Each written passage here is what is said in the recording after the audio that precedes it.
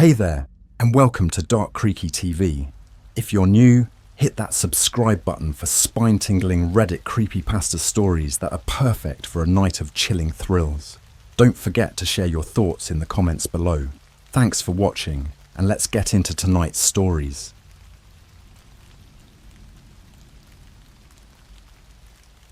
I wasn't always into weird stuff.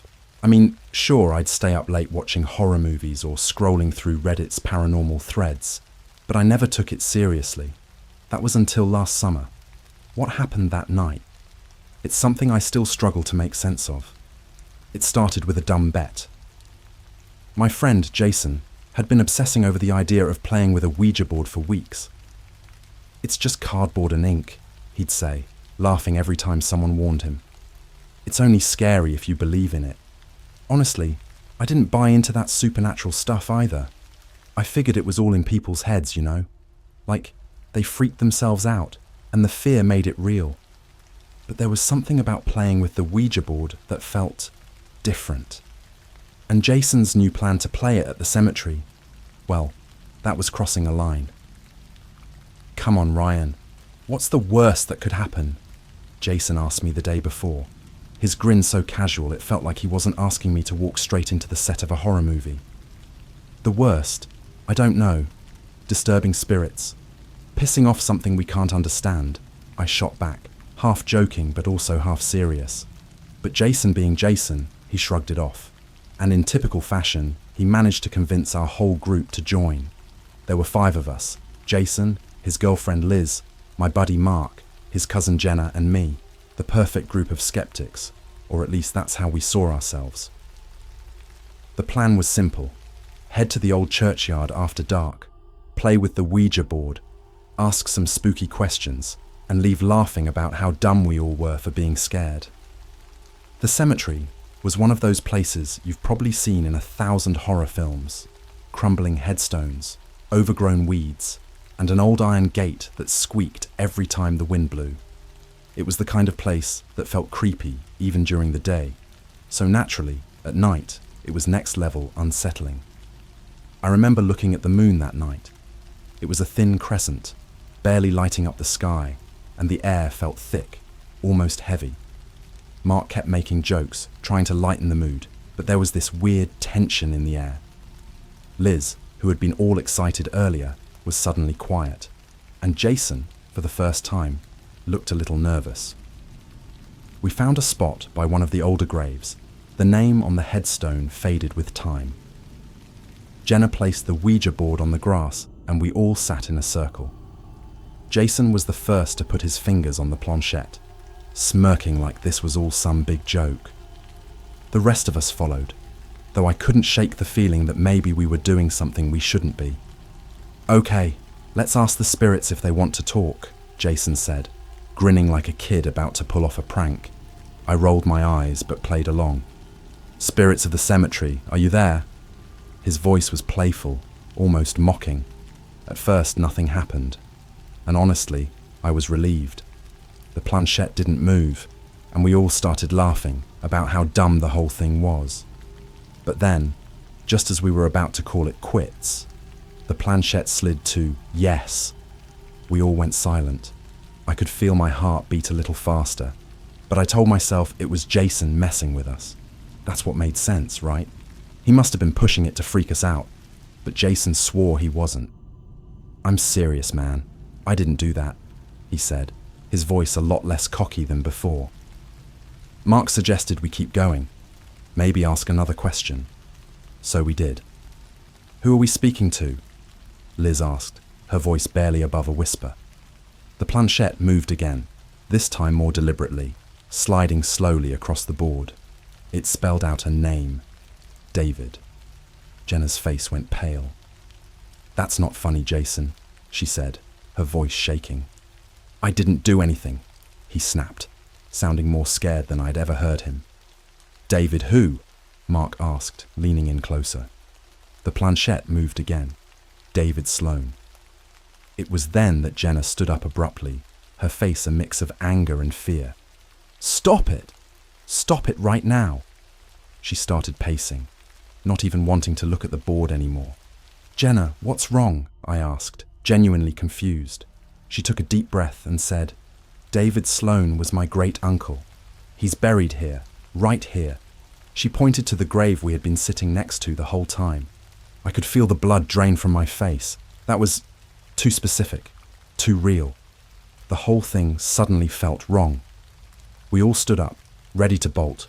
But Jason, ever the skeptic, decided we needed to finish the session properly. Let's just ask him one more thing, okay? And then we close this, Jason said, though his hands were shaking. David, he asked, what do you want? The planchette started moving quickly now, faster than before. It spelled out 2 words, find me. At that moment, a gust of wind blew through the graveyard, rattling the trees and sending a chill down my spine. We didn't need any more convincing. We grabbed the board, packed up, and ran out of that cemetery like our lives depended on it. It wasn't until we were halfway down the street that Mark noticed something. Wait, guys, he said, his voice trembling. That grave, David's grave, it looked empty. We all stopped in our tracks. The headstone was there, the grass was there, but none of us had noticed the disturbed dirt until that moment. David Sloan's grave wasn't just old, it was empty. We didn't talk much after that. We all just went home, trying to forget what had happened. But the thing about the past is, it never stays buried. Especially when the grave is already open. The night after the cemetery, none of us could sleep. It wasn't just the typical late-night anxiety. This was different, like the air in our rooms had become too thick to breathe, and every creak or shuffle from outside felt like it was coming closer. I kept telling myself it was all in my head, that Jason probably moved the planchette, and we were just letting our imaginations get the better of us. But deep down, I knew that wasn't true. Something had followed us home from the cemetery. The first sign came the next morning. It was Mark who called me, his voice shaking. Ryan, you need to come over. Now. I didn't ask questions. 15 minutes later, I was standing on Mark's porch, trying to figure out why he was so freaked out. When he opened the door, he looked worse than I'd ever seen him, like he hadn't slept, with dark circles under his eyes and his hair sticking up in every direction. What's going on? I asked, stepping inside. He didn't answer right away.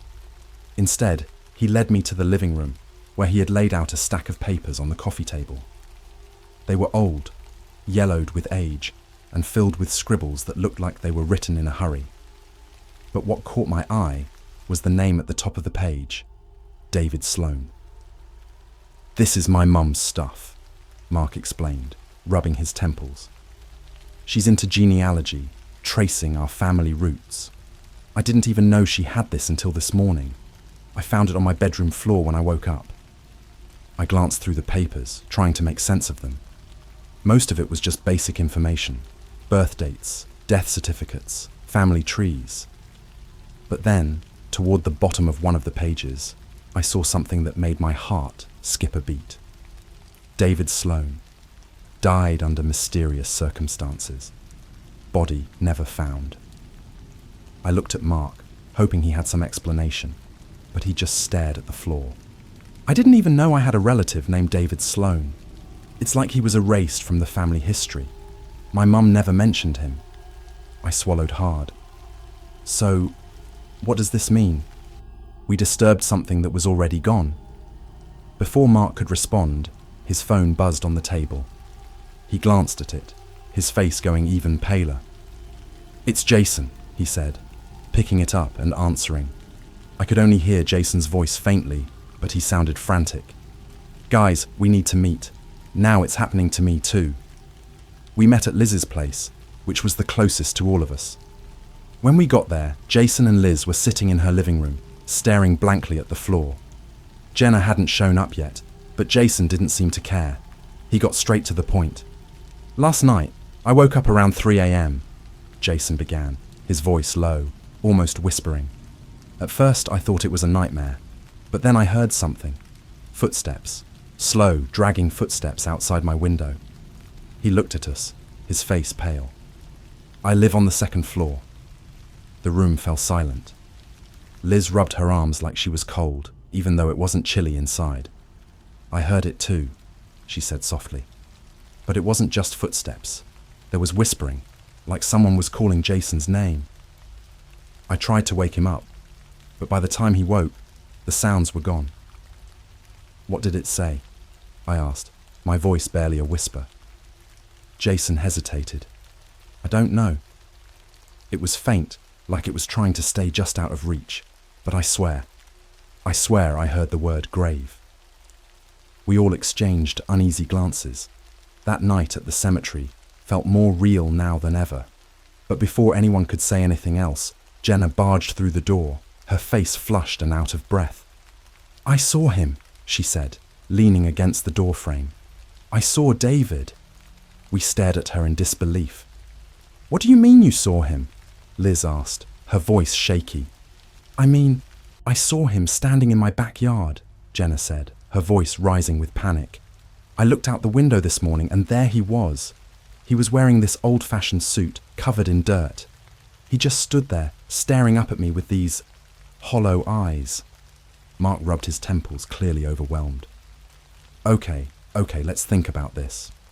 We played with the Ouija board, disturbed a grave, and now some ghost or spirit or whatever is following us."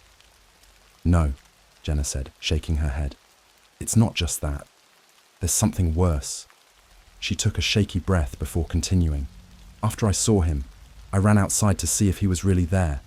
When I got to the spot where he had been standing, I saw another Ouija board. It was just lying there, right in the dirt, like someone left it for me." The room fell deathly silent. "Are you sure it was the same one?" I asked, not wanting to believe what I was hearing. Jenna nodded. "It was exactly the same, down to the little scratch we made when we dropped it in the cemetery. But we left it there, didn't we? How could it have followed me home?" I couldn't answer that. None of us could. But what was clear was that this wasn't over. We had messed with something we didn't understand, and now it was reaching out to us, one by one. "Maybe it's not about the Ouija board," Mark said, breaking the silence. "Maybe it's about David. He's trying to tell us something. I mean, we know his body was never found, right? Or," Jason interrupted, "he wants us to find him." As soon as Jason said those words, the room felt colder, like something was pressing in on us. We all sat there in silence, unsure of what to do next. But then Jenna pulled something from her pocket. It was a small piece of paper, yellowed and crumpled like it had been buried for years. She unfolded it and held it up for us to see. The paper had a single word scrawled on it in faded black ink. "Return." "We need to go back," Jenna whispered, her voice trembling. "He's waiting for us." That night, we agreed to return to the cemetery. Not because we wanted to, but because we didn't have a choice.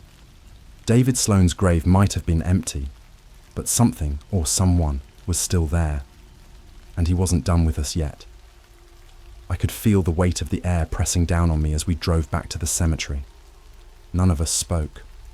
Jason gripped the steering wheel tightly, his knuckles white. Jenna sat in the passenger seat, staring out the window, her hands trembling. In the back, Liz and Mark huddled together, too scared to look anywhere but at the floor. It was strange. The night seemed darker than usual, like the sky had swallowed the moon whole. Even the streetlights flickered weakly, as if they were struggling to stay on. And when we finally pulled up to the cemetery gates, the wind died completely. It was unnaturally quiet. No rustling trees, no distant hum of cars, just pure, oppressive silence. Jason turned off the engine, and we all sat there for a moment, none of us willing to be the first to get out. "We don't have to do this," Liz whispered, her voice barely audible. "We could just leave." But we all knew that wasn't an option. David had already found us once. He'd find us again if we tried to run. "We need to end this," Jason said, breaking the silence. His voice was steady, but his eyes betrayed the fear he was trying so hard to hide. "We have to return the board."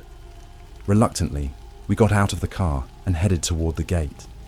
The iron bars creaked as we pushed them open, sending an eerie echo through the graveyard. Every step we took felt like we were crossing into a place we didn't belong, where the rules were different, where we were different. We retraced our steps from that first night, following the crumbling path toward David Sloane's grave. The headstones seemed more decayed than before, like they had been rotting away for centuries instead of just decades. The air was thick with the smell of damp earth, and the shadows danced unnaturally in the corners of our vision. When we reached David's grave, I noticed something that made my stomach drop. The dirt. It was even more disturbed than before. The ground was freshly dug, like someone had been working on it during the night. And worse, the hole looked deeper, almost like it was waiting for something, or someone. Jason pulled the Ouija board out of his bag, holding it like it was a bomb that might go off at any second. We put this back, ask for forgiveness, and then we leave. For good this time. Jenna shook her head. It's not going to be that easy. We've already gone too far. Ignoring her, Jason knelt down by the grave and laid the board over the disturbed earth. The rest of us formed a loose circle around him, though none of us dared to touch it. We all just stared at the board like it was some cursed object that could snap us in half at any moment.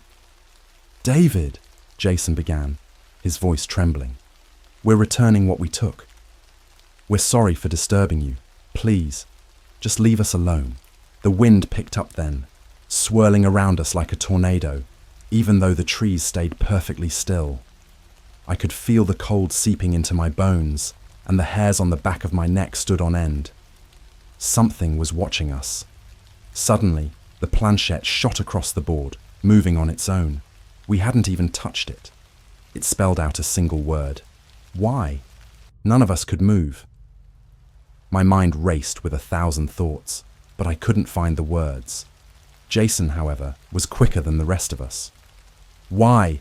he repeated, swallowing hard. "Because we didn't know. We didn't know what we were doing." The planchette moved again, faster this time, the sound of it scraping against the board like nails on a chalkboard. It spelled out another word. Too late. Liz let out a small gasp, her hand flying to her mouth. Jason looked up at us, panic flashing in his eyes. "We have to close the session," he muttered, reaching for the planchette. "We have to end it now." But before he could touch it, the ground beneath us trembled. At first, it was subtle, like a light vibration, but within seconds, the earth was shaking violently, dirt crumbling into the grave. We all stumbled backward, trying to keep our balance as the grave opened wider and wider. Then we saw it. A hand, withered, skeletal, and covered in dirt, shot up from the grave. It clawed at the ground, pulling something, someone, out of the earth. The body that followed was decayed beyond recognition, skin hanging loosely off bones, eyes hollow and dark. But there was something unmistakable about it. It was David Sloane. Jenna screamed, stumbling backward and falling onto the path. "We need to leave," she cried, scrambling to her feet. But none of us could move. We were frozen, trapped by the horror unfolding in front of us. David's corpse stood there, swaying slightly in the night air, his sunken eyes fixated on us. His mouth moved slowly, as if trying to form words, but the only sound that came out was a low, guttural moan. The ground continued to shake beneath us, and I knew we had to get out of there before whatever was happening dragged us into the grave with him. "Run!" I yelled, finally finding my voice. We didn't need to be told twice. We turned and sprinted toward the gate, the sound of the earth cracking and shifting behind us. My legs burned as I ran, the cold night air stinging my lungs. But I didn't stop. I couldn't stop. We burst through the gate, slamming it shut behind us, as if that would somehow keep David trapped in the cemetery. But even from the safety of the street, I could still feel his presence, like he was watching us from the shadows. Panting and gasping for air, we all stood there, staring back at the cemetery in disbelief. "What the hell was that?" Mark finally choked out. No way," Jason muttered, shaking his head. "This is impossible. This can't be real." But it was real. We had seen it with our own eyes. And no matter how fast we ran, or how far we went, I had the sinking feeling that David wasn't done with us yet. As the night stretched on, one thought kept gnawing at my mind. We didn't find David. He found us, and he wasn't going to stop until he had what he wanted. I don't know how we made it through that night, but none of us slept. Every sound, every shadow seemed alive with a threat I couldn't name. Jason called me early the next morning, and his voice was tight, like he'd been holding back a scream. "Meet me at my place! Now!" When I got there, the others were already sitting in his living room, their faces as pale and drained as mine probably was. No one spoke at first. It was as if we all knew what had to be said but couldn't bear to be the one to start. Finally, Jenna broke the silence, her voice a fragile whisper. "David's not going to stop, is he?" "No," Jason replied, his hands trembling as he ran them through his hair. "He's not done with us. That thing we saw last night, it wasn't just a ghost or a spirit. It was him. He's not resting." Mark was pacing around the room, his eyes wide with fear. "What are we supposed to do then? We put the board back. We did everything we could." I shook my head, feeling a sick knot in my stomach. "No, we didn't. We disturbed his grave, and now he's disturbed us. He's trying to tell us something, maybe to make us finish what we started." Jason stood up suddenly, a look of realization flashing across his face. "The papers," he said. "The ones Mark found. They said his body was never recovered, right?" Mark stopped pacing and nodded slowly. "Yeah, they said he died under mysterious circumstances. His body was never found." Jason's eyes locked on mine. "What if we have to find him? The real him? Maybe that's what he wants." The thought sent a cold shiver down my spine. "You mean we have to find his actual body? Dig it up?" Liz, who had been silent until now, spoke up, her voice shaky. "We can't do that.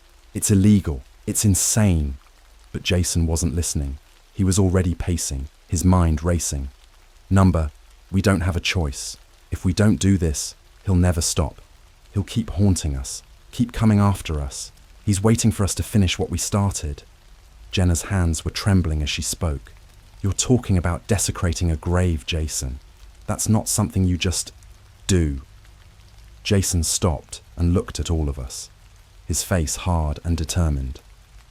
"Look, I don't like this any more than you do, but what other option do we have?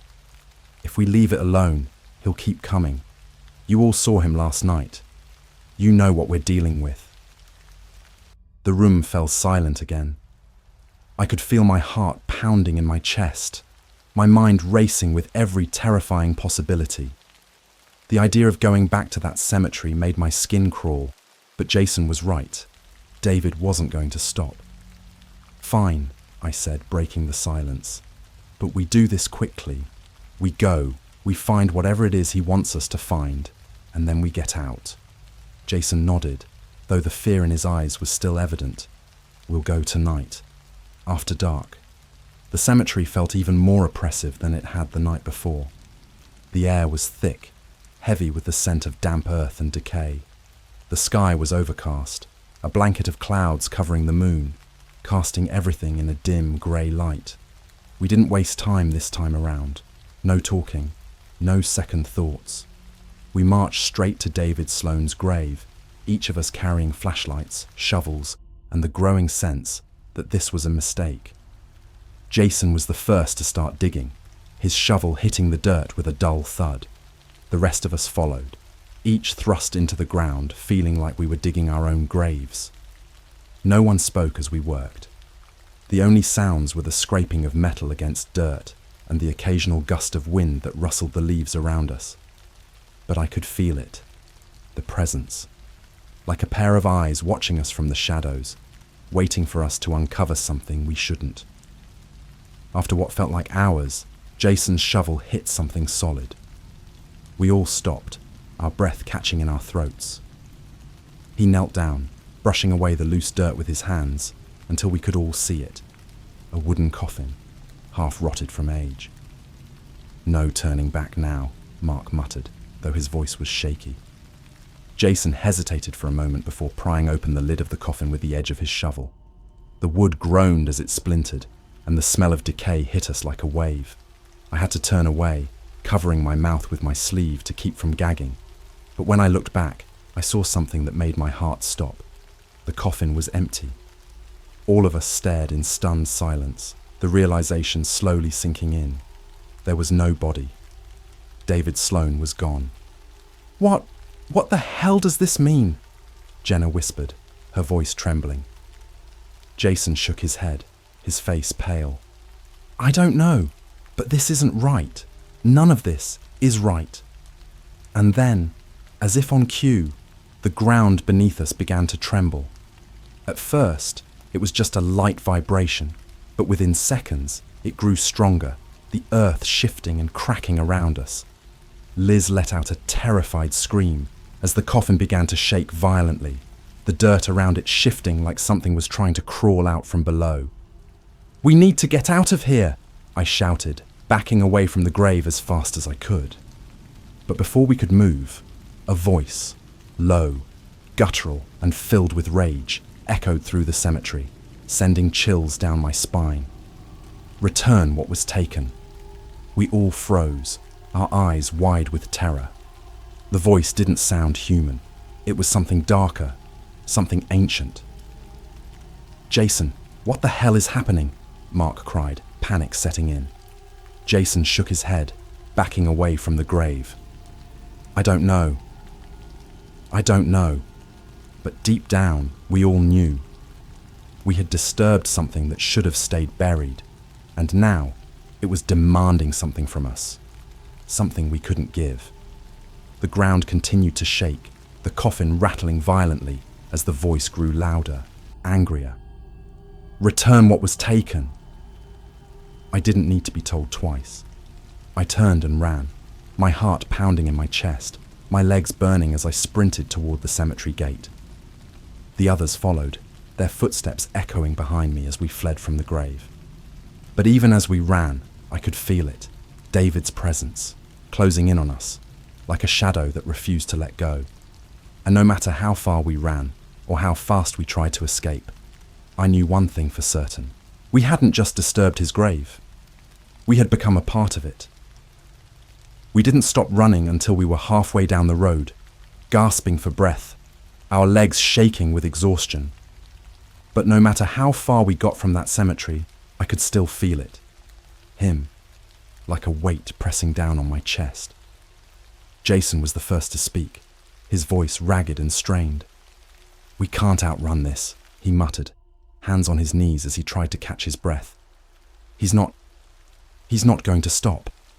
Liz leaned against a tree, her eyes wide with fear. What does he want from us? We dug up the grave. There was nothing there. What else can we do? Jenna was the only one still looking back at the cemetery, her eyes distant. We missed something, she whispered, her voice barely audible. We must have. He's still coming for us. Mark shook his head, pacing in short, frantic steps. I'm not going back there. Not again. We tried. We've done enough. But deep down, we all knew that wasn't true. The air was thick with the knowledge that this wasn't over. Not by a long shot. And the more I thought about it, the more I realized this wasn't just about us messing with a Ouija board. This was something much darker. We didn't take anything, I said, trying to make sense of it all. We didn't steal from him, so why is he saying to return what was taken? Jason, still pale and trembling, sat down on the curb, his hands covering his face. I don't know, man. I don't know what he means. But it's not just about the grave. He followed us home, remember? He's attached to us. That word hit me like a punch to the gut. Attached. The Ouija board wasn't just a way to communicate. It was a doorway, a connection. And by using it, we hadn't just disturbed David's grave. We'd invited him into our lives. We opened the door, Jenna said suddenly, her voice stronger now, like she'd figured something out. We let him in. That's what he means. We took away his rest, his peace, and now he wants us to fix it. Liz shook her head, tears in her eyes. But how? How do we fix something like that? Before anyone could answer, a chill ran through the air, colder than anything I'd felt before. It was like the temperature had dropped 20 degrees in an instant. We all went silent, every muscle tensing as we slowly realized we weren't alone. Jason stood up, his eyes wide with fear. Do you guys feel that? I didn't need to answer. We all felt it. The weight, the presence. It was back. He was back. Out of the corner of my eye, I saw movement, just a flicker, a shadow at the edge of the road. I turned my head slowly, my heart pounding in my chest, and that's when I saw him. David Sloan, standing just a few feet away, half hidden in the darkness. His body was still decayed, his skin hanging loosely off his bones, but his eyes, those hollow, empty eyes, were locked onto us. He didn't move, didn't speak, but I could feel his anger radiating off him, like heat from a fire. We need to do something, Mark whispered, his voice barely audible. We can't just stand here. Jason took a step forward, his hands trembling. David, he called out, his voice shaking. We didn't mean to disturb you. We didn't know.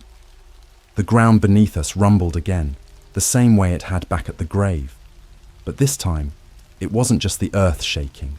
It was the air, the space around us, vibrating with a kind of primal force I couldn't explain. David took a step forward, his feet barely making a sound against the pavement. His mouth opened, but instead of words, there was a low, guttural sound, like something ancient, something that didn't belong in this world. Return what was taken, the voice echoed again. But this time, it wasn't just in the air. It was in our heads, rattling around like an endless, deafening hum. Jason dropped to his knees, clutching his head, his face twisted in pain. We didn't take anything, he screamed, his voice breaking. We didn't. That's when I remembered. The board. Not the one we used, but the one Jenna had found in her backyard. The one that looked exactly like ours. The one that had mysteriously appeared after that night in the cemetery. Jenna, I said, my voice urgent. The board you found. Where is it? She blinked, as if the realization had just hit her too. It's in my car, she said, her voice barely a whisper. I didn't know what to do with it, so I just left it there. That's it, I said, my heart racing. That's what he wants. The board. It's not ours, it's his. Jenna didn't hesitate. She ran to the car, her footsteps echoing in the eerie silence, and pulled out the board from the trunk.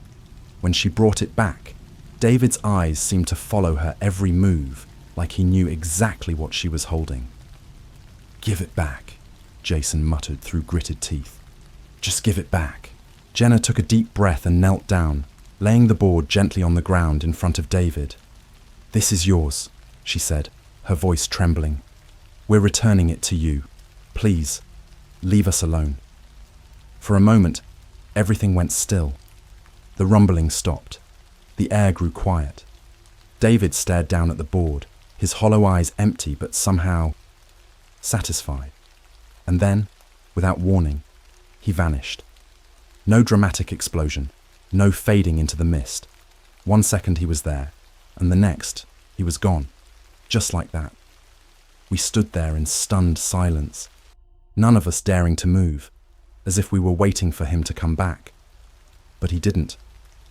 The oppressive weight that had been pressing down on us for days was lifted. The air felt lighter, clearer. It was over. We all stared at the spot where David had stood just moments before, the board still lying on the ground. Is it really over? Liz asked, her voice barely a whisper. Jason nodded, though he still looked shaken. Yeah, I think it is. But even as we turned to leave, I couldn't shake the feeling that this wasn't the end. That somewhere, somehow, David was still out there, watching, waiting. Maybe not for us, but for someone else. Someone who would make the same mistake we did. Because here's the thing about the dead. They never stay buried.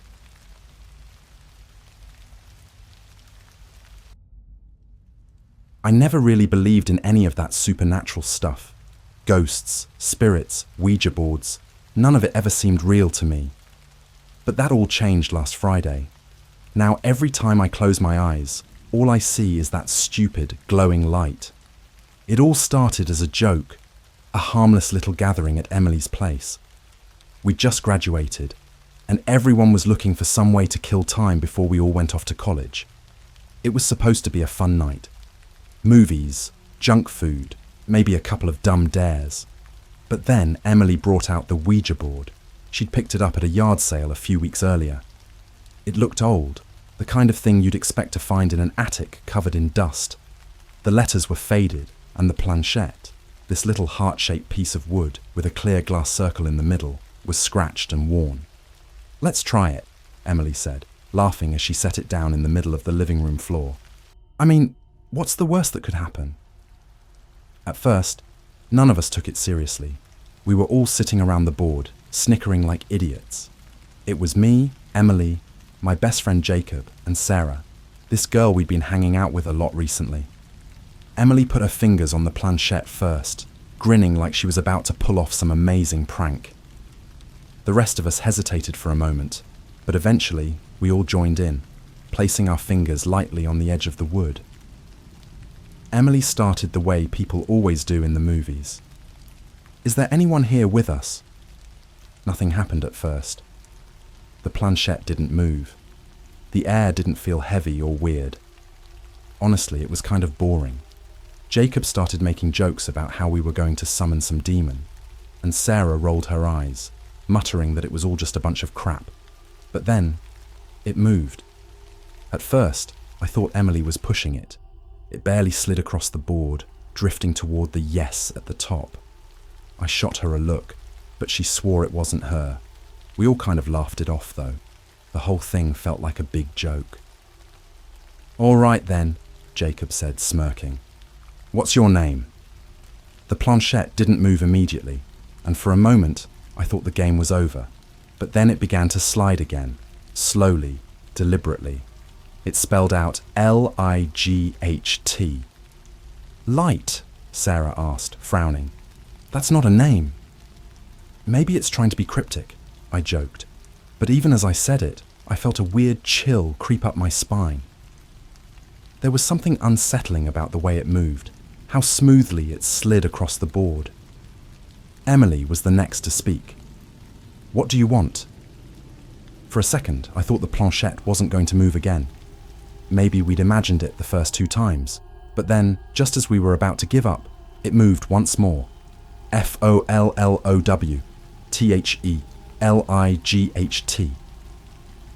"Follow the light," Jacob repeated, his eyebrows raised. "What does that even mean?" None of us knew, and the room fell eerily silent after that. We all exchanged nervous glances, waiting for someone to say something, to laugh it off like we had earlier. But the atmosphere had shifted, and no one was joking anymore. "I think we should stop," Sarah said, her voice small. "This is starting to feel off." Emily nodded, agreeing for the first time. She reached for the planchette to move it to goodbye, but before she could, the lights in the living room flickered. Now, I know how it sounds. Flickering lights, it's like something straight out of a cheesy horror movie, right? But I swear to you, it wasn't just a random power glitch. The lights dimmed, then flashed brightly, and then went out completely for a solid 3 seconds. When they came back on, the room felt colder, like someone had just opened a window on a winter night. We all stared at the board, none of us willing to say what we were thinking. It wasn't until Emily reached over and yanked the plug from the lamp that I realized how strange it was. "Why'd you do that?" Jacob asked, confused. Emily shook her head slowly. The light was still on. I turned to look at the lamp, and sure enough, its soft glow remained, even though the cord lay unplugged on the floor. "Maybe there's some kind of battery backup," I said, trying to keep my voice steady, though I knew that was impossible. It was a simple lamp, no backup, no batteries. The tension in the room was unbearable now. No one knew what to do. Sarah stood up suddenly, grabbing her jacket. "I'm leaving," she said, her voice shaking. This isn't funny anymore.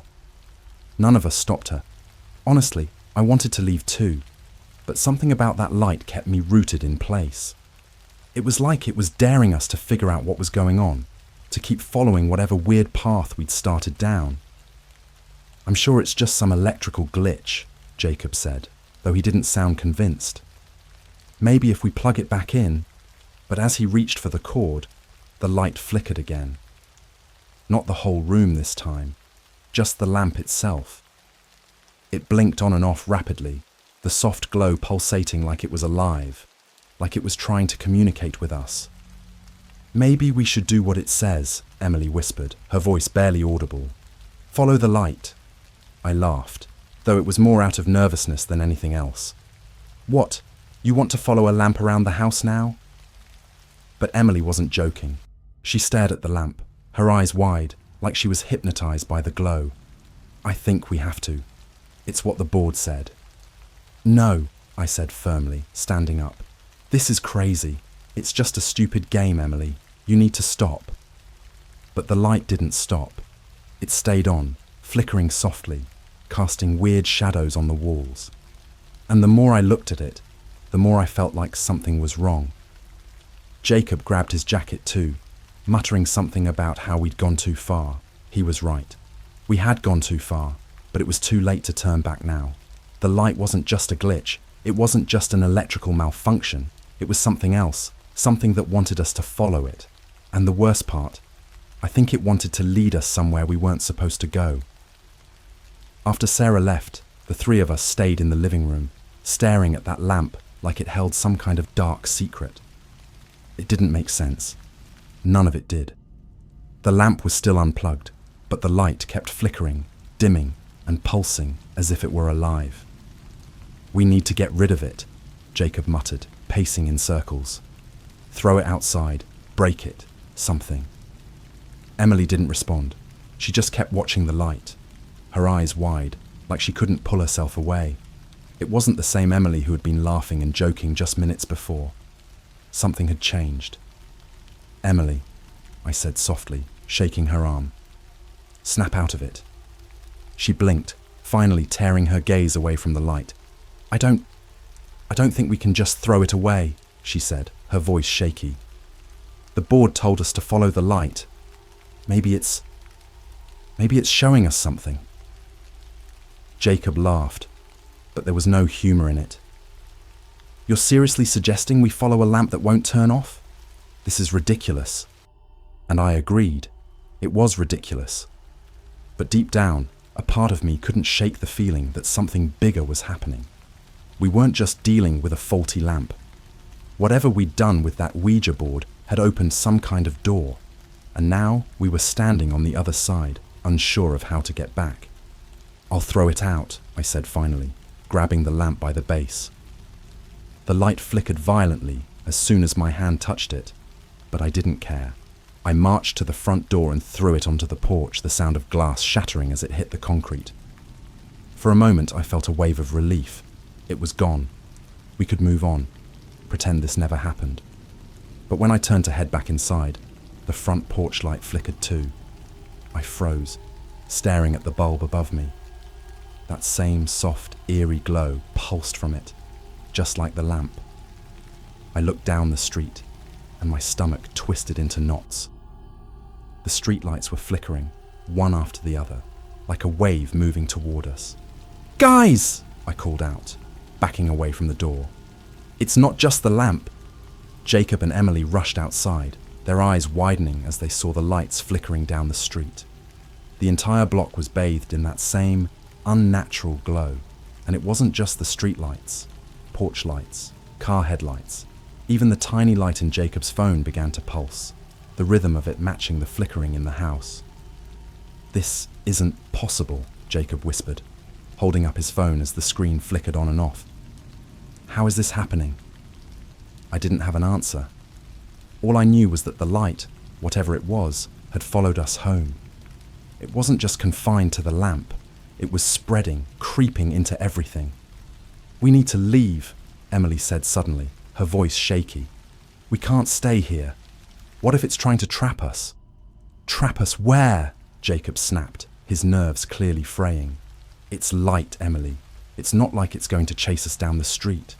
But even as he said it, I could see the fear in his eyes.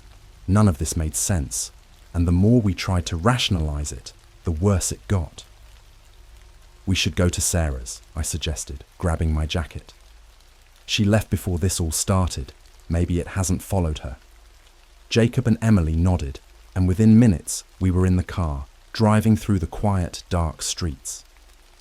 But the further we drove, the more I realized that the lights weren't just confined to Emily's house.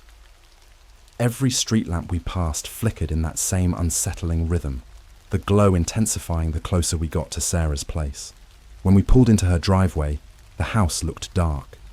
But the second I stepped out of the car, the porch light flickered on, pulsing softly. "Do you see that?" Emily whispered, gripping my arm. "It's here too." I nodded, my heart pounding in my chest. Something was very, very wrong. We knocked on Sarah's door, and after a few seconds she opened it, her face pale. "What's going on?" she asked, glancing nervously at the flickering light above us. "As soon as I got home, this started happening." "We don't know," Jacob admitted, "but we think it's connected to the Ouija board." Sarah's expression darkened. "I knew we shouldn't have touched that thing." We stepped inside, and for a moment it felt like we were safe. But then the lights in her living room flickered too, and we all froze. It didn't matter where we went. The light was following us, attaching itself to everything. "We have to figure out what it wants," I said, though my voice sounded hollow. How could we even begin to understand something like this? "What if it's trying to show us something?" Emily suggested, her eyes darting around the room. "The board said to follow the light. Maybe we need to do that, literally." Jacob scoffed. "So what? We follow a bunch of flickering lights? Where do we even start?" Before any of us could answer, the lights dimmed again, and the room was bathed in an eerie glow. But this time, something changed. The light didn't flicker randomly like before. It began to pulse in a pattern. One long pulse, then a short one, then another long one, almost like it was trying to communicate with us. What is that?" Sarah asked, her voice trembling. I stared at the light, the hairs on the back of my neck standing up. "It's Morse code," I whispered, realizing the pattern. "It's spelling something out." We watched in stunned silence as the lights flickered in their strange rhythm, over and over again. One long pulse, one short, another long. FOLLOW, the same word the board had spelled out. Follow. "That's not a coincidence," Jacob muttered, his face pale. "It's trying to guide us somewhere." I didn't want to believe it, but the pattern was too clear to ignore. The light wasn't just random. It had a purpose. It was trying to lead us somewhere we hadn't gone yet. "Follow the light," I repeated, my voice barely above a whisper. "But where?" As if in response, the lights dimmed again, and then one by one, they flickered off entirely, leaving us in complete darkness. The room felt colder now, like all the warmth had been sucked out in an instant. We stood there frozen, listening to the oppressive silence. And then, out of the corner of my eye, I saw it. A faint, glowing light in the distance, outside, beyond the trees, far down the road. It was barely noticeable, just a small pinprick of light in the night, but it was there, waiting for us.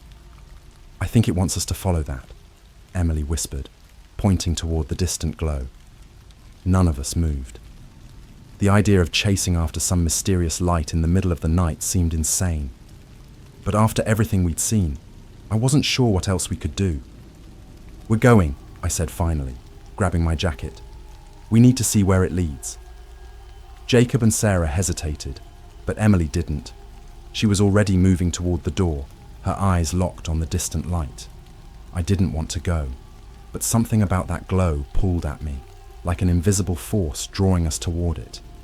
Whatever it was, we had to find out. We had to follow the light. And that's when I realized there was no going back now. We left Sarah's house in complete silence. No one spoke as we walked down the road, our eyes fixed on that faint, glowing light in the distance.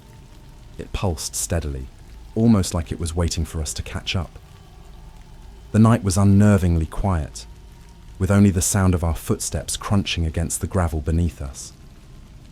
The further we walked, the more isolated the world felt. The houses thinned out, and the trees grew taller and denser, their shadows swallowing us whole. I couldn't shake the feeling that we were being led into some kind of trap, but every time I thought about turning back, that light pulsed again, pulling me in like a moth to a flame. Jacob was the first to break the silence. Are we seriously doing this? I mean, come on, guys. We don't even know what that is. I don't think we have a choice, Emily replied quietly. It's like it won't leave us alone until we follow it. Sarah hugged herself tightly, her eyes darting around nervously. What if it's leading us somewhere dangerous? What if it's trying to, I don't know, hurt us? I couldn't blame her for thinking that. In fact, the thought had been running through my mind since the moment we left her house. But there was something deeper at play here, something none of us could fully understand. That light wasn't just random. It had a purpose, and whether we liked it or not, we were part of it now. We'll be careful, I said, though the words felt hollow. How could we be careful when we didn't even know what we were dealing with? The light grew brighter as we got closer, casting long, eerie shadows across the road. It was coming from a clearing just past the trees, a part of town none of us had ever ventured to. I couldn't shake the sense that we were crossing into somewhere we weren't supposed to go.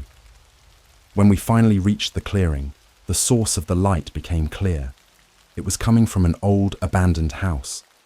The place looked like it had been forgotten for decades. The windows were boarded up, and the roof sagged under the weight of years of neglect. The front porch was rotting, and the steps creaked under our weight as we approached. But none of that was as strange as the glow.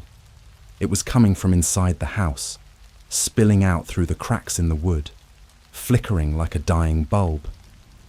That same rhythmic pulse we'd seen before. It felt alive, like the house itself was breathing, waiting for us to step inside. "I'm not going in there," Sarah said, her voice trembling. "No way!" "We don't have a choice," Emily replied, her voice barely above a whisper. "It brought us here for a reason." Jacob ran a hand through his hair, clearly torn between reason and fear. What if we just leave? Go back to our lives? Maybe it'll stop if we ignore it. But even as he said it, we all knew that wasn't true. The light had followed us everywhere so far. It wasn't going to stop just because we turned our backs on it now. I took a deep breath, stepping toward the front door. We came this far. Let's just see what's inside. The door creaked loudly as I pushed it open, the sound echoing through the empty rooms like a warning. The air inside was stale and thick with dust, and the floorboards groaned under our feet as we stepped inside. The light was brighter here, casting an unnatural glow through the narrow hallway. It was coming from deeper inside the house, past the crumbling walls and decaying furniture. As we moved through the rooms, I couldn't shake the feeling that something was watching us, lurking just beyond the reach of the light. And then, we found it. At the back of the house, in what must have once been the living room, was an old, ornate mirror. It was massive, nearly 7 feet tall, with a frame carved in intricate patterns. The glass was cracked in places, but the strangest thing was the glow. The light we'd been following, it wasn't coming from a bulb, or a lamp, or anything we could explain. It was coming from inside the mirror itself. The glow pulsed softly, illuminating the room in a sickly, otherworldly light. As we stood there, staring at it, I felt an overwhelming sense of dread. This wasn't just a normal house. This wasn't just some old relic. Something about that mirror was wrong, deeply, disturbingly wrong. "What the hell is that?" Jacob whispered, his voice barely audible. "I don't know," I admitted, my heart pounding in my chest. "But I think it's what we've been looking for." Emily stepped closer to the mirror, her eyes locked on the glow. "It's beautiful," she said, almost in a trance. "No, it's not," I said quickly, pulling her back. It's dangerous. We shouldn't be here." But even as I said it, I could feel the pull of the light. It wasn't just guiding us, it was calling to us. I could see it in Emily's eyes. She was drawn to it, just like I was. "Look," Sarah whispered, pointing to the floor. At the base of the mirror, scratched into the wood, were words, faded, barely visible, but unmistakable. "The light shows the way, but don't let it in." "What does that mean?" Jacob asked, his voice rising with panic. "What does 'don't let it in' mean?" Before any of us could answer, the glow from the mirror intensified, filling the room with blinding light. I felt a strange pressure in the air, like the atmosphere itself was pushing down on us, squeezing the breath from our lungs. And then, just as quickly as it had started, the light faded, leaving us standing in complete darkness. What just happened?" Sarah asked, her voice trembling. I didn't know how to answer. The light had disappeared, but something had shifted in the room. The air felt thicker, heavier. It was like we had disturbed something ancient, something we weren't supposed to see. "We need to leave," I said, my voice shaking. "Now." But as we turned to go, we heard it. A soft whisper. It came from the mirror, faint, barely audible, but unmistakable. "Follow the light." We froze, our hearts pounding in our chests.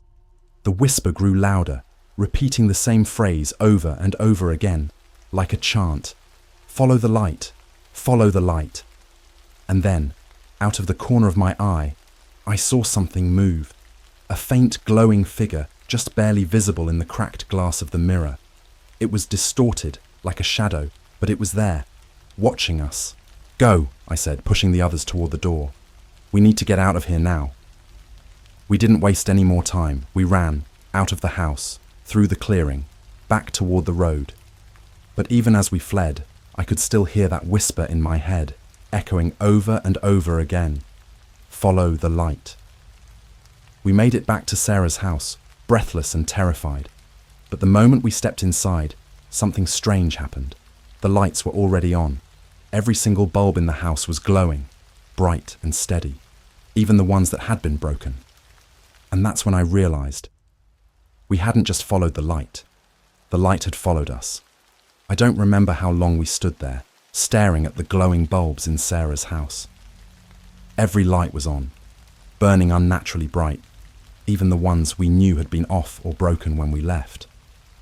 The same eerie glow we'd been following for hours now filled the room, creeping into every corner, turning every shadow into something unnatural. None of us said a word. The worst part, the lights weren't flickering anymore. "It's inside," Sarah whispered, her voice trembling. "It followed us back." No, this isn't happening," Jacob muttered, pacing back and forth. "It can't just follow us like that. It's light. It's just light." But we all knew that wasn't true. There was nothing natural about this anymore. The glow wasn't just an electrical problem. It was alive, and it had latched onto us. Emily was the first to move. She walked over to the nearest lamp and yanked the plug out of the wall. But nothing happened. The lamp stayed on, the glow steady and unmoved. "This doesn't make sense," she whispered, backing away. "How is this even possible?" I grabbed a nearby light switch and flicked it up and down, desperate to turn off the overhead light. It didn't respond. No matter what we did, the glow remained, flooding the room like some sort of silent, invisible invader. "We need to figure out what it wants," I said, trying to keep my voice steady. But inside, my mind was racing. We'd been drawn to that abandoned house, lured in by the light, but we had left with more than we bargained for. That whisper, that figure in the mirror, whatever we had seen, it wasn't going to let us go so easily. Jacob suddenly bolted for the door. "I'm leaving, screw this!" "Where are you going to go?" Emily asked, her voice rising in panic. "It's not just here. The lights were flickering everywhere. You think it'll just stop if you run?" Jacob hesitated, hand on the doorknob, before dropping his head. "I don't know. I can't be here right now." The atmosphere in the room was suffocating. It wasn't just the lights. The air felt thick, heavy, like we were being watched by something we couldn't see. Every time I looked around, I half expected to catch a glimpse of that shadowy figure from the mirror, standing in the corner, waiting for us. "We need to go back," Emily said suddenly, her voice cutting through the silence. "What?" I asked, startled. "The house," she continued, her eyes wide but determined. "That place. It's where the light came from, right? And there was something about that mirror. We didn't figure it out. It told us not to let the light in. Maybe we need to go back and finish whatever we started." "Are you out of your mind?" Jacob snapped. "We barely made it out of there the first time. Going back is suicide." But Emily wasn't listening. "We don't have a choice. Look at the lights. It's not going to stop. Whatever we brought back, it's not leaving us alone until we do something." I hated to admit it, but she was right. The light had followed us, and now it was inside every inch of this house, filling it with that eerie glow. It wasn't going to stop until we did something, until we confronted whatever was at the heart of this. "Fine," I said, my voice steady. "We go back, but we have to be smart about this." Sarah was shaking her head, tears welling in her eyes. "I don't want to go back. Please, there has to be another way." "I wish there was," I said softly, "but it's not going to let us go. Not until we face it." The drive back to the abandoned house felt like the longest ride of my life. The streetlights flickered as we passed them, like a trail of breadcrumbs leading us back to the source. No one said a word the entire time. We were too scared, too overwhelmed by what we were walking into. When we finally pulled up to the clearing, the house looked even worse than it had before. The boards on the windows were warped and decayed. The roof sagged even lower, and the air felt colder, thicker somehow. But the glow was still there, faint but steady, pulsing from inside. "Let's get this over with," Jacob muttered as we stepped out of the car, though I could hear the fear in his voice. The front door creaked open just like before, but this time the air inside was even colder, and the light was brighter, more intense. It was coming from the living room, where we had found the mirror. We moved through the house cautiously, our footsteps echoing in the silence. The air felt heavier with every step, like we were walking into something we couldn't escape from. When we reached the living room, the mirror was waiting for us, just like before. The light inside it pulsed softly, casting long, eerie shadows across the room. But this time, something was different. The words scratched into the floor at the base of the mirror. "The light shows the way, but don't let it in," were glowing now, the letters shimmering in the same sickly light as the mirror itself. "I don't like this," Sarah whispered, clutching her arms tightly. "I don't like this at all." I didn't either. But we had to do something. The light wasn't going to leave us alone. And deep down, I knew that this mirror, this place, held the answer. Emily stepped closer to the mirror, her eyes locked on the glowing glass. "It's like it's waiting for us," she said quietly. "Like it wants us to let it in." "Did you miss the part where the floor literally says, 'Don't let it in'?" Jacob hissed. "We shouldn't be here." But Emily was already reaching out toward the mirror, her fingers hovering just above the surface. "We don't have a choice. If we don't let it in, it's never going to stop." "Emily, don't," I warned, grabbing her arm. But before I could pull her away, her fingers touched the glass, and everything changed. The mirror exploded with light, blinding, intense, overwhelming. I felt a sharp, cold wind rush through the room, knocking me off my feet. I hit the floor hard, my vision spinning as the light filled every inch of the house. It wasn't just coming from the mirror anymore. It was everywhere. burning through the walls, the ceiling, the floor. I scrambled to my feet, trying to find the others through the blinding glow. "Emily! Sarah! Jacob!" I shouted, my voice barely audible over the deafening hum that filled the air. But there was no response, just the light and the sound, that horrible low hum that seemed to come from everywhere and nowhere at once. Then, just as quickly as it had started, the light vanished. I blinked, trying to adjust to the sudden darkness. The house was silent now, and the glow was gone. The mirror stood in front of me, cracked and dull, as if the light had drained every bit of life from it. And then I saw them, Emily, Sarah, and Jacob, standing in front of the mirror, their eyes wide and empty, their bodies stiff and still. They weren't moving. I stepped toward them, my heart pounding in my chest. "Guys," I whispered, reaching out to touch Emily's arm. But the second my fingers brushed her skin, she collapsed. All of them did, like puppets whose strings had been cut. I fell to my knees, panic rising in my throat. What had we done? What had I let in? And then, out of the corner of my eye, I saw it. A faint, flickering glow, coming from the crack in the mirror. It wasn't over, not by a long shot. For a moment, I was paralyzed, staring at my friends' lifeless bodies on the floor. Their eyes were wide open, their mouths slack, and their limbs bent at unnatural angles. It felt like time had stopped, like I was suspended in that moment, unable to comprehend the horror in front of me. But then I saw the flicker again. That faint glow, pulsing from the crack in the mirror, growing brighter with each passing second. Whatever had been hiding inside the mirror, whatever light we had followed, it wasn't done. And I had a sinking feeling that it was just getting started. I stumbled to my feet, heart hammering in my chest, as I backed away from the mirror. But no matter how far I moved, the glow seemed to follow, creeping across the floor, the walls, filling the room with that familiar, eerie light. I knew I had to do something. I couldn't just leave my friends like this. But what could I do? The words on the floor echoed in my mind. The light shows the way. But don't let it in. We had let it in, and now we were paying the price. The light continued to grow, spreading like a virus, until it was nearly blinding. I could barely see through the glow, but I forced myself to look at the mirror again.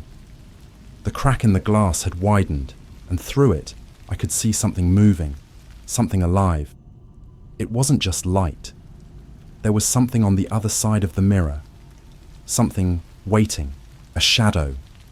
Dark, twisted, and formless, it writhed behind the glass, pushing against the crack as if it were trying to break through. My blood ran cold as I realized what was happening. The light had been a trick, a way to lure us in, to weaken the barrier between our world and whatever was trapped inside that mirror. And now, it was about to escape. I had to stop it. I didn't know how, but I couldn't just stand there and watch. My friends were lying on the floor, and the thing inside the mirror was getting closer, its shadowy form pressing harder against the glass, ready to break through. I grabbed the nearest object I could find, a rusted piece of wood from the rotting floor, and lunged at the mirror. The glass shattered with a deafening crack, the sound reverberating through the room like an explosion. The light flickered violently, flashing and pulsing as the mirror crumbled into pieces. For a brief moment, the glow faded, and the shadow inside the mirror disappeared. I stood there, gasping for breath, shards of broken glass scattered around me. But then, as quickly as it had vanished, the light returned, brighter, more intense, as if the destruction of the mirror had unleashed it completely. It surged through the room, blinding me, burning into my skin, suffocating me with its weight. And then I heard it, that whisper, "Follow the light." It was louder now, echoing in my mind, filling my thoughts, drowning out everything else. I covered my ears, trying to block it out, but it was inside me. It was everywhere. The light wasn't just in the room, it was in me. I stumbled backward, feeling the weight of the glow pressing down on me, pulling me toward the ground. I was losing control, losing myself. I could feel the light invading my mind, twisting my thoughts, turning everything I knew upside down. But just as I was about to collapse, I saw them. My friends. They were moving. Slowly, stiffly, they rose from the floor, their eyes still wide and blank, their bodies jerking unnaturally as if they were being controlled by invisible strings. I wanted to call out to them, to scream for them to wake up, but the words stuck in my throat. They weren't themselves anymore. The light had taken them. And then, without warning, they turned toward me. All three of them, Emily, Jacob, Sarah, staring at me with those empty, glowing eyes. The light pulsed through their bodies, flickering behind their eyes like it was using them, feeding off of them. I backed away, my heart racing. But they stepped closer. Their movements were jerky, robotic, like they were puppets being dragged toward me. "Emily," I whispered, hoping against hope that some part of her was still in there. But she didn't respond. None of them did. They just kept moving closer, their eyes locked on mine, their faces twisted in unnatural, blank expressions. And then I realized what the light wanted. It wanted all of us. It wasn't enough to just take them. It needed me too, and I could feel it, pulling at me, drawing me in, trying to take control. The glow was inside my head now, pulsing with every beat of my heart, and no matter how hard I tried to resist, I knew I couldn't hold out for much longer. There was no escape. I stumbled backward, my back hitting the wall as the light surged toward me. My friends were just feet away now, their hands outstretched, reaching for me, their eyes glowing with that horrible, sickly light. And that's when I understood. The light didn't just show the way, it became the way. It wasn't leading us somewhere, it was leading us into itself. In a final act of desperation, I lunged for the broken mirror, grabbing one of the sharp shards of glass from the floor. The light surged around me, blinding me, suffocating me, but I gripped the shard tightly in my hand. And then, with every ounce of strength I had left, I plunged the shard into the crack in the wall, where the mirror had once been. The light exploded. For a brief moment, the world around me shattered, like everything had been ripped apart and thrown into chaos. The glow disappeared, the shadows twisted, and I felt myself being pulled in every direction at once. And then, darkness. When I opened my eyes, the house was still. The light was gone. The room was bathed in nothing but cold, empty darkness. My friends were lying on the floor again, but this time they weren't moving. They were breathing. I crawled over to them, shaking their shoulders, calling their names. One by one, their eyes fluttered open, and they looked at me, confused, dazed. What happened?" Emily whispered, her voice weak. I didn't have an answer. All I knew was that the light was gone. We didn't talk much after that. We left the house in silence, walking back through the woods, our minds heavy with everything we had seen. None of us mentioned the light, or the mirror, or the things we had let in. But every now and then, when I'm lying in bed at night, I see it. That faint, pulsing glow.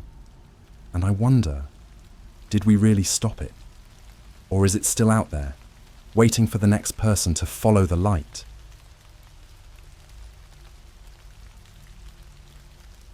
It started out as a typical Saturday night, just a few friends hanging out, killing time in Sarah's basement. You know the kind of night I'm talking about. A few snacks, some lazy conversation, and that creeping boredom that makes you do stupid things. That's how we ended up with a Ouija board on the floor between us. I swear, none of us took it seriously at first. Sarah found it in an old box when her family moved into their new house, and she thought it would be a laugh to pull it out. It was one of those old wooden boards, the kind with worn-out letters and a planchette that looked like it had been through a lot of strange hands over the years.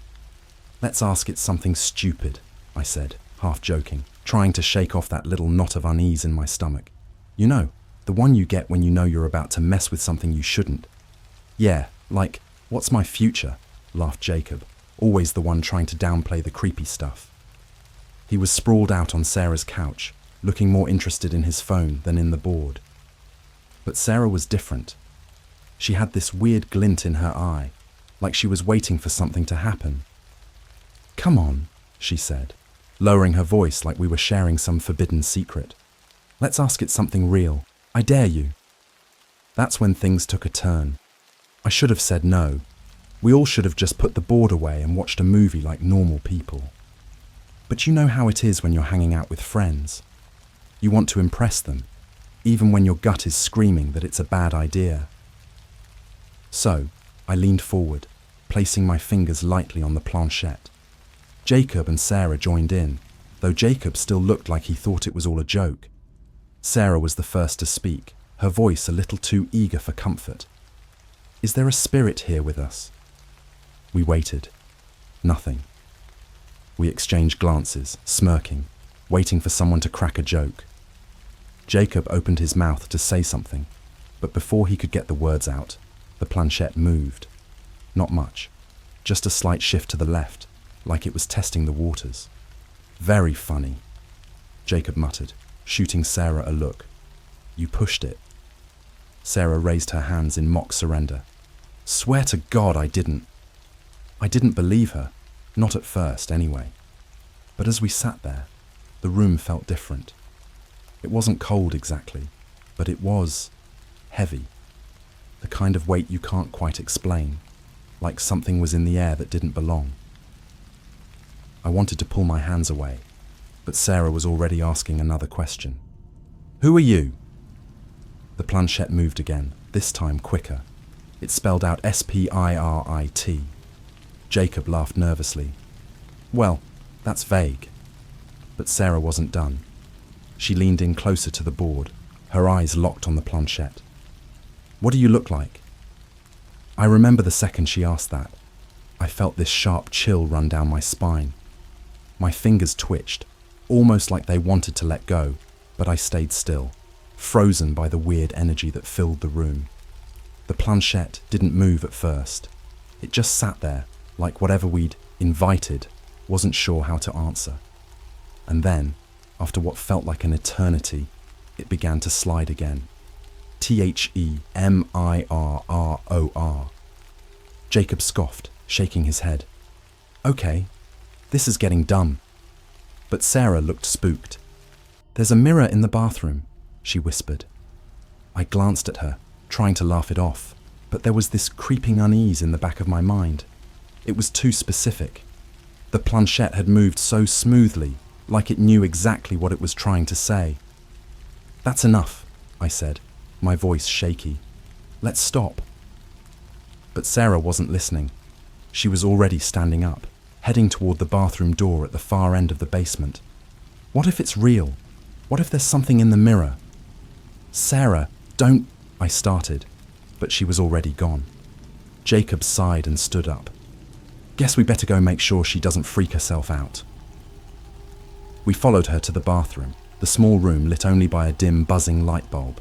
The mirror over the sink was smudged, reflecting back nothing but the yellowish glow of the light and our pale faces.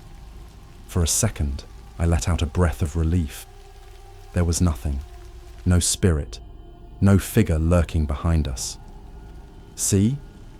"Nothing," Jacob said, but his voice didn't sound as confident as usual. Sarah stepped closer to the mirror, staring at her reflection like she was expecting something to jump out at her.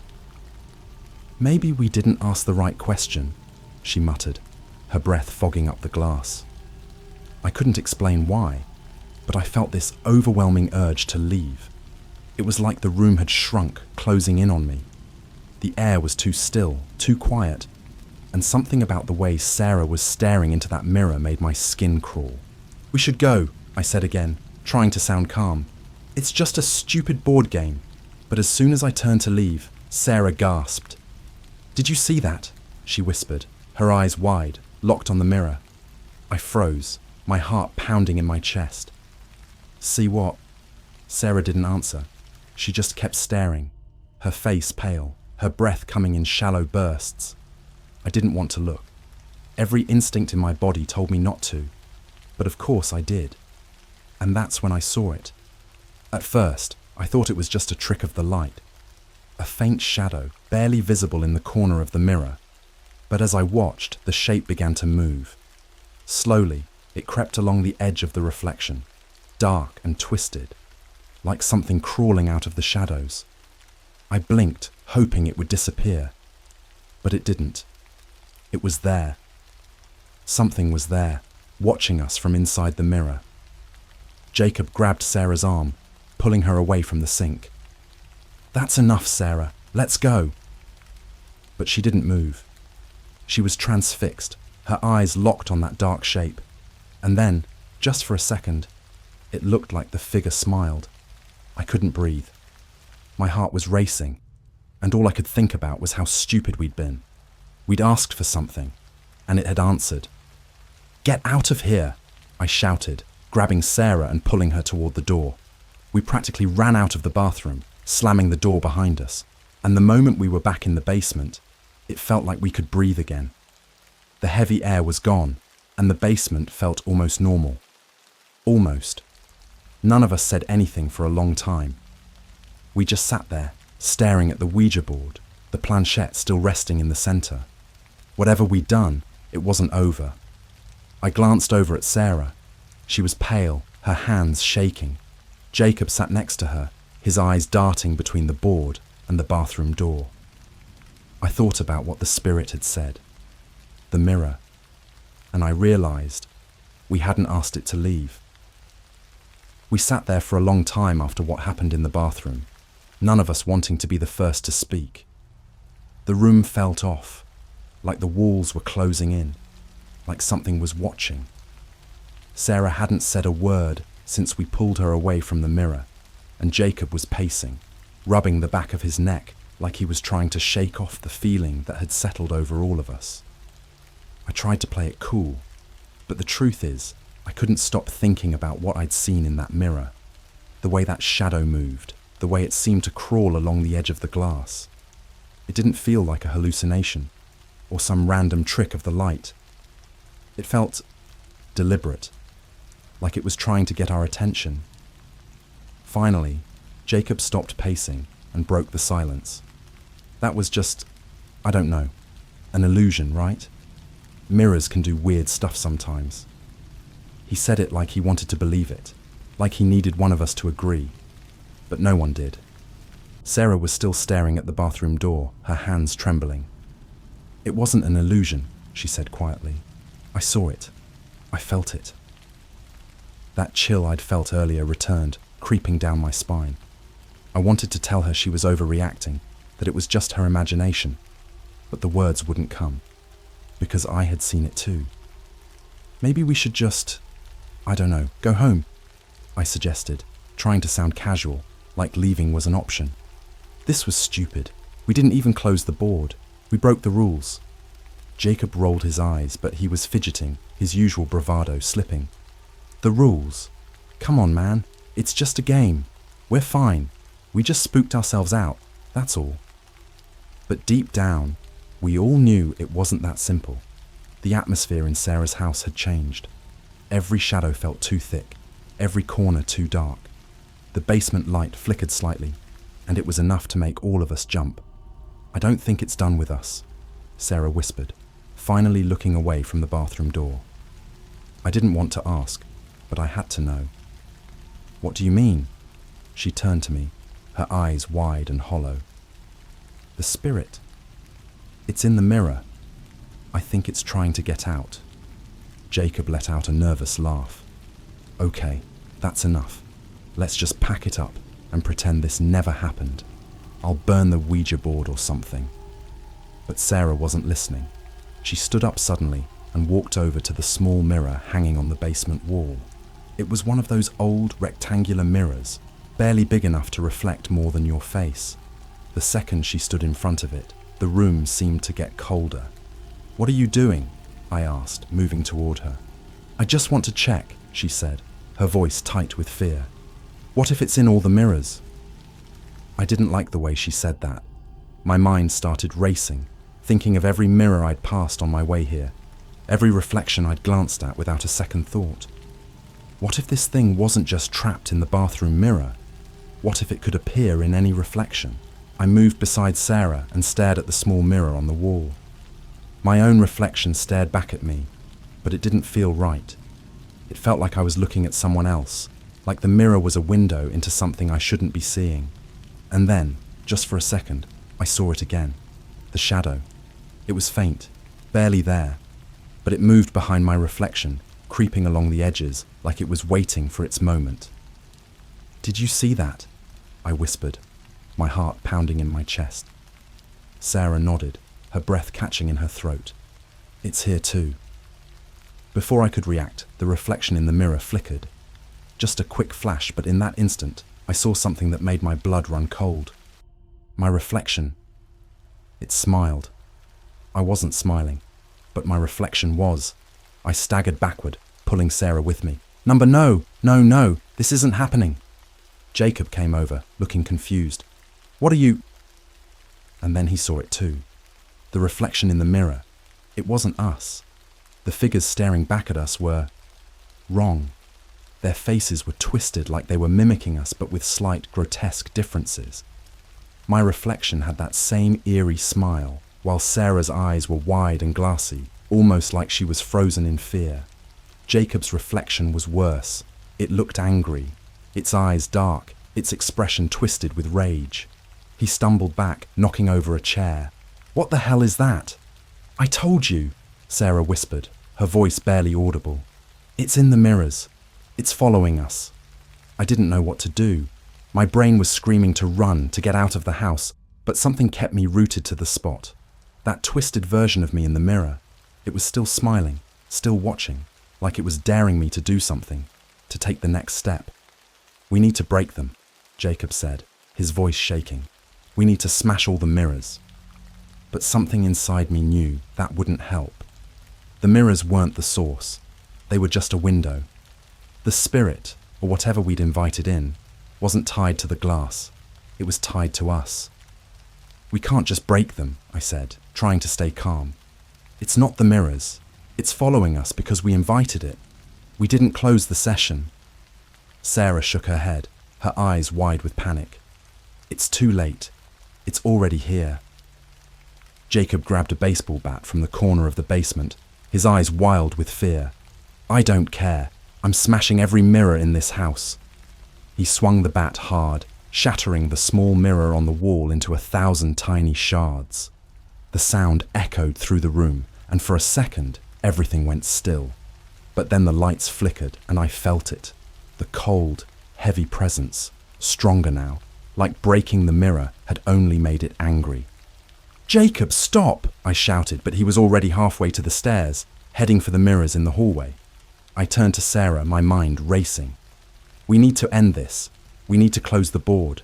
She nodded, her hands shaking as we rushed back to the Ouija board.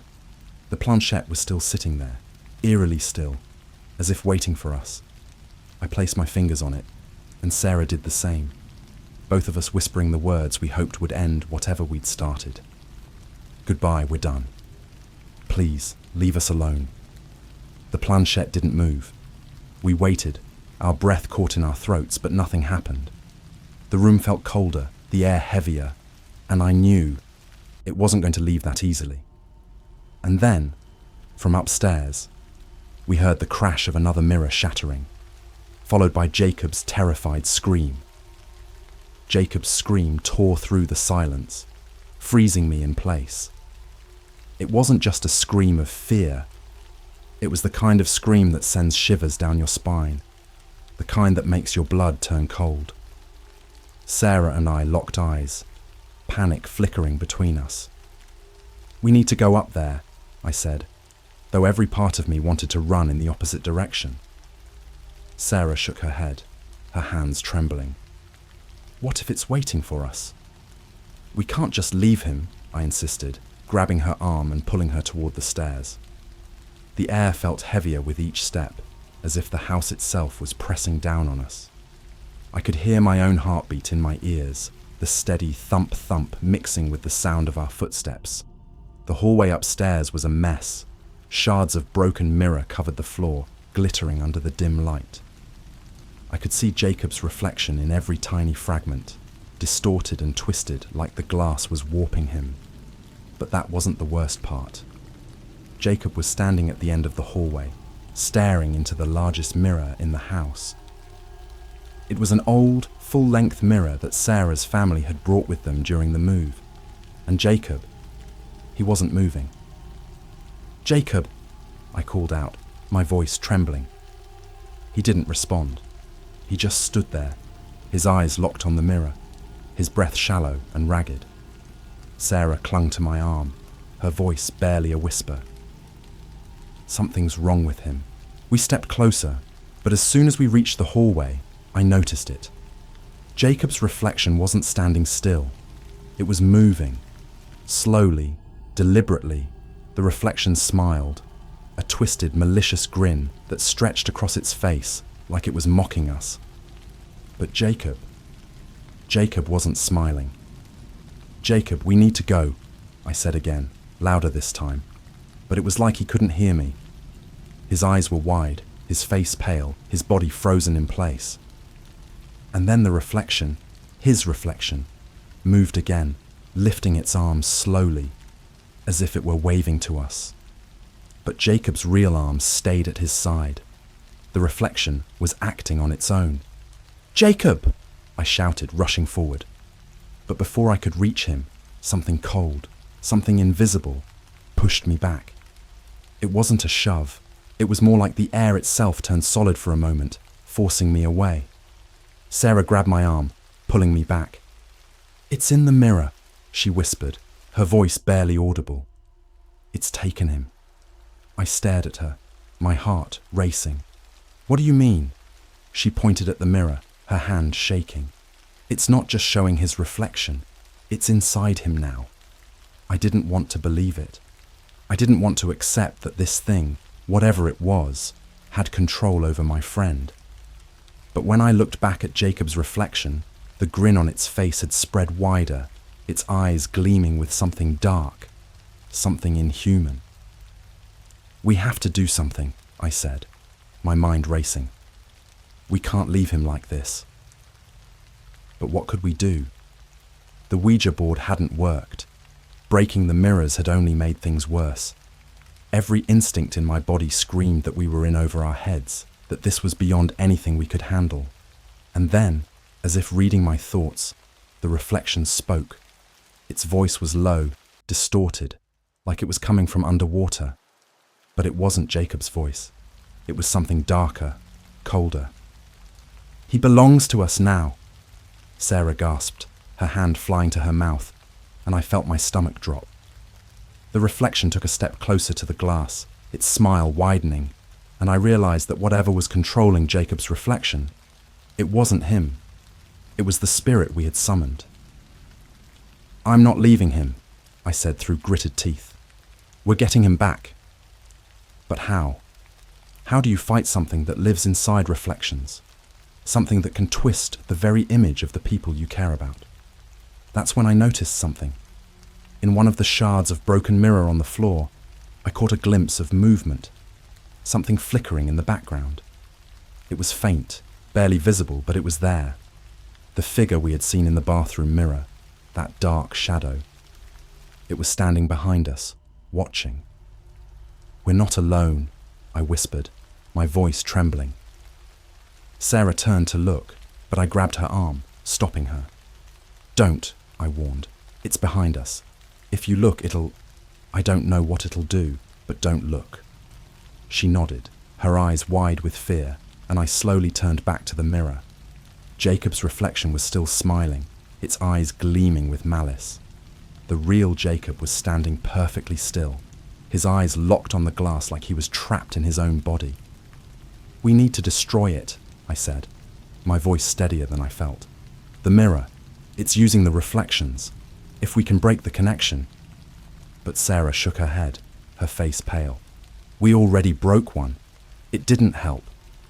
I knew she was right. Breaking the mirror downstairs had only made things worse. But what choice did we have? We couldn't just stand there and do nothing. Jacob was slipping away, and if we didn't act soon, he'd be lost. I picked up one of the larger shards of broken glass from the floor, holding it like a weapon. My hands were shaking, but I forced myself to stay calm.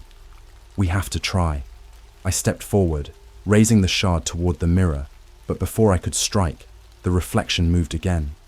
This time, it lifted its arm and pointed at Sarah. My heart stopped. The reflection's grin widened, its eyes gleaming with a sickening joy. And then, in a voice that made my blood run cold, it whispered, "You're next." Without thinking, I swung the shard, smashing it against the full-length mirror. The glass shattered, splintering into 1,000 pieces, and for a moment, the room was filled with the sound of cracking and splintering glass. But then, everything went silent. I stood there, breathing heavily, the broken shard still clenched in my hand.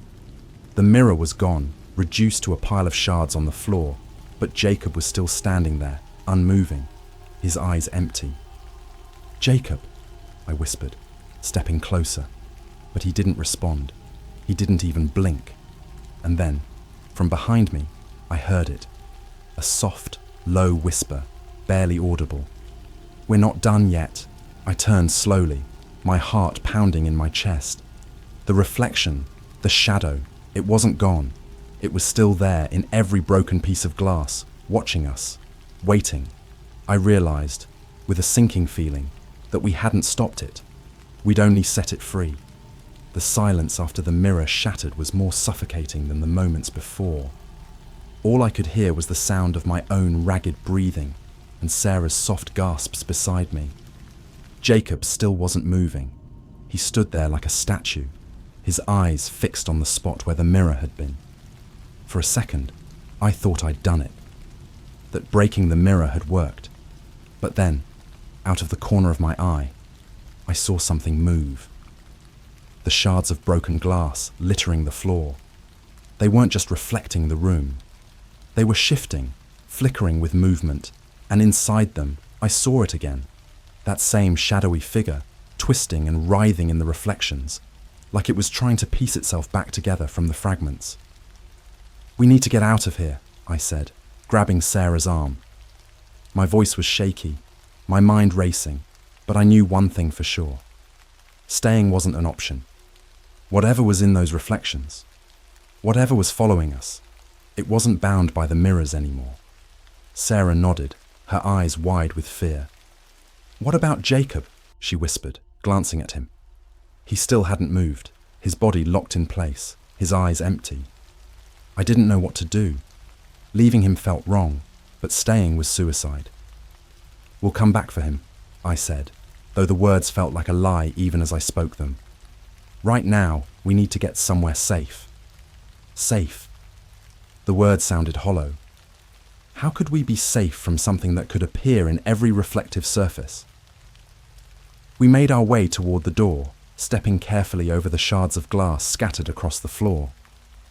Every step felt like we were being watched, like the shadows in the glass were following us, their movements growing sharper, more defined. I glanced down at one of the larger pieces and saw it again, the figure, dark and twisted, its eyes gleaming from the reflection. It was closer now. My stomach turned as I looked away, pulling Sarah faster toward the stairs. We practically stumbled down them, our footsteps echoing in the narrow hallway. My only thought was to get outside, away from the house, away from the mirrors. But as soon as we reached the front door, we froze. The windows. They stretched across the living room, wide and tall, each one reflecting back the room in perfect detail. And in those reflections, the shadows were moving. "Look," Sarah whispered, her voice trembling. In each window the dark figure stood, its form more solid than before. Its eyes, those dark, hollow eyes, were locked on us, watching, waiting. And just like in the mirrors upstairs, it smiled. That same twisted, malicious smile. "It's everywhere," I muttered, my heart racing. "We can't get away from it." Sarah's grip tightened on my arm, What do we do? I didn't have an answer. Every instinct in my body told me to run, to get as far away from this thing as possible. But how do you escape something that can follow you through every reflection, every surface that catches your image? We can't let it touch us, I said, the words tumbling out before I could stop them.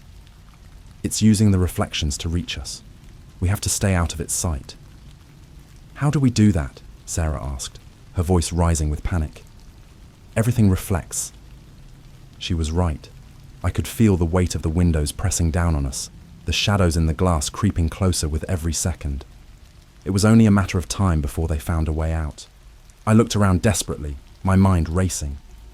There had to be something we could do, something to stop it from following us. And then, I remembered. The board, I said suddenly. We need to close the session properly. We never finished it. Sarah blinked at me, confused. But we tried. The planchette wouldn't move. I shook my head. We didn't finish it right. We need to close the connection completely, or it'll keep following us. She hesitated for a moment, then nodded. All right, let's do it. We bolted back toward the basement, avoiding the shards of glass that littered the hallway. Every time I caught a glimpse of a reflection, I could see the shadows moving, creeping along the edges, waiting for us to slip up. We reached the Ouija board, still sitting on the floor where we'd left it. The planchette was resting in the center, unmoved since our last attempt. I could feel the air around us growing colder, the weight of something unseen pressing down on us. We have to do it right this time, I whispered, kneeling beside the board. We need to close the connection, or it's never going to stop. Sarah nodded, her fingers trembling as she placed them on the planchette. I did the same, taking a deep breath as I tried to focus. The cold air made it hard to concentrate, but I forced myself to stay calm. Goodbye, I said softly, guiding the planchette toward the corner of the board where the word was inscribed. We're closing the session. You're not welcome here anymore. The planchette didn't move. I pressed harder, willing it to slide across the board, but it stayed perfectly still. The room felt darker now, the shadows in the corners of my vision growing longer, more defined. I could feel them watching us, waiting for us to fail. Come on, I muttered, my hands shaking. Goodbye. Just move. But the planchette wouldn't budge. It's not working, Sarah whispered, her voice barely audible. Why isn't it working? I didn't have an answer. All I knew was that the room was getting colder, the shadows were growing thicker, and the figure in the glass. It was closer now, closer than ever. And then, from the corner of my eye, I saw something that made my blood run cold. The reflection in the small basement window. It wasn't just the shadow anymore. It was Jacob. He was standing there, staring at us from the reflection, his eyes dark and hollow, his face twisted in that same malicious smile. But it wasn't him. I knew it wasn't. It was using him. The spirit, or whatever we'd summoned, was using Jacob's image to get to us. Sarah, I whispered, my voice trembling. Don't look. But it was too late. She had already seen it. Her eyes locked on the reflection, her body freezing in place as she stared at the twisted image of Jacob. The room seemed to darken, the cold air pressing in around us, and I could feel the presence growing stronger. We need to finish this, I said, trying to pull her attention back to the board. Focus, we can still close it. But Sarah wasn't listening. Her eyes were wide, her breath coming in short, shallow bursts. The reflection of Jacob was moving now, stepping closer to the glass, its smile widening with each step. Sarah, I shouted, shaking her. She blinked, her eyes darting back to me, and for a moment it felt like I'd broken whatever trance had taken hold of her. But then the lights flickered, and in the darkness I saw them, the shadows, the reflections. They weren't just inside the glass anymore. They were in the room with us. The flickering lights cast jagged shadows across the basement, and in those moments of darkness, I could see them. The reflections, the twisted figures, stepping out of the glass and into the room. My chest tightened with fear as they moved closer, their hollow eyes locked onto us. The air grew thick, cold, and suffocating, as if the house itself had come alive with the spirit we'd called. "Sarah, we have to move," I shouted, grabbing her arm. But she was frozen, her eyes wide with terror, still staring at the reflections that were no longer confined to the glass. They were here, in the room, standing among us like twisted shadows, their movements slow but deliberate. Jacob's reflection, no, the thing wearing Jacob's face, was the closest. It took a step towards Sarah, its hollow smile widening as it raised a hand, almost like it was beckoning her closer. "Don't look at it!" I yelled, pulling her away. I felt my heart pounding in my chest, my breath coming in short gasps. The walls felt like they were closing in, the darkness pressing in tighter with every second. But Sarah wasn't moving. She was caught in its gaze, her body rigid with fear. "We need to finish this," I whispered, more to myself than to her. I forced my trembling hands back onto the Ouija board, my fingers pressing against the planchette. I could feel the cold seeping through me, but I pushed forward. "Goodbye," I said, my voice steady despite the chaos around us. "We are done. You need to leave." I felt resistance, like something was pushing back against me, trying to keep us from closing the session. But I wasn't going to let it win, not after everything we'd been through. I forced the planchette to move, inch by inch, toward the word, "goodbye." And then, just as the planchette reached the corner of the board, I felt it. A hand, cold, skeletal, gripping my wrist. I looked up and saw it, the reflection of Jacob, now fully formed, standing right in front of me. Its hand was on my arm, its hollow eyes staring straight into mine. It wasn't just a reflection anymore. It was something else, something real. I tried to pull away, but its grip tightened. The coldness of its touch seeped into my skin, numbing my entire arm. I could barely move, barely think. All I could see were those eyes, empty, dark, and endless. Sarah screamed, breaking the spell. She stumbled backward, finally snapping out of the trance that had held her, and the reflection of Jacob turned its attention to her. The other figures, twisted, shadowy versions of us, began to close in, their forms flickering like broken images, stepping out from the reflections and into the dim light of the basement. "We need to get out," Sarah cried, backing toward the stairs. But I couldn't leave. Not yet. Not until I was sure the connection was broken. With every ounce of strength I had left, I pushed the planchette the rest of the way to goodbye. For a moment, everything went still. The room seemed to hold its breath. And then, the lights went out. Complete darkness swallowed us, and in that darkness, I felt the hand gripping my wrist loosen. I yanked my arm free, stumbling to my feet as Sarah grabbed my hand and pulled me toward the stairs. "Run!" she shouted, her voice barely audible over the deafening silence. We bolted up the stairs, our footsteps pounding against the wood. The air felt thick, like something was chasing us, something unseen and unrelenting. I didn't dare look back. All I knew was that we had to get out of that house, out of that basement, away from whatever we had let in. We burst through the front door and into the cold night air, the sound of our panicked breathing filling the quiet street. The house loomed behind us, dark and silent, as if nothing had ever happened. But we knew better. We knew what was still inside. For a long time, neither of us spoke.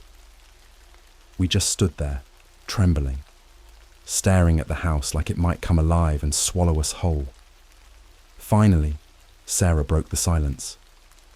"Is it over?" I didn't know how to answer. The planchette had reached goodbye, but something still felt wrong. The coldness in the air hadn't left, and even though the house was quiet, it felt like something was watching us. "I don't know," I admitted, my voice barely above a whisper. I think we closed the session, but..." Sarah's eyes widened. "But what?" I swallowed hard, glancing at the windows of the house. In the faint reflection of the moonlight, I saw them, The shadows, the twisted figures, they were still there, watching us from inside the glass. We might have closed the door, I said slowly, but whatever we let in, it's still here. Sarah took a step back, her face pale.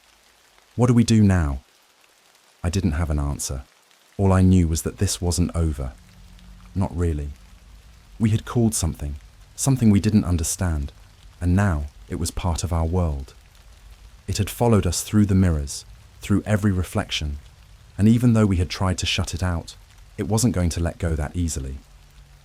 We leave, I said finally. We leave, and we don't come back. Sarah nodded, her hands still shaking. We started walking, moving further and further away from the house, from the darkness that still lingered inside. But even as we left, I couldn't shake the feeling that the shadows were following us, that no matter where we went, they would always be there, in every mirror, in every reflection, waiting.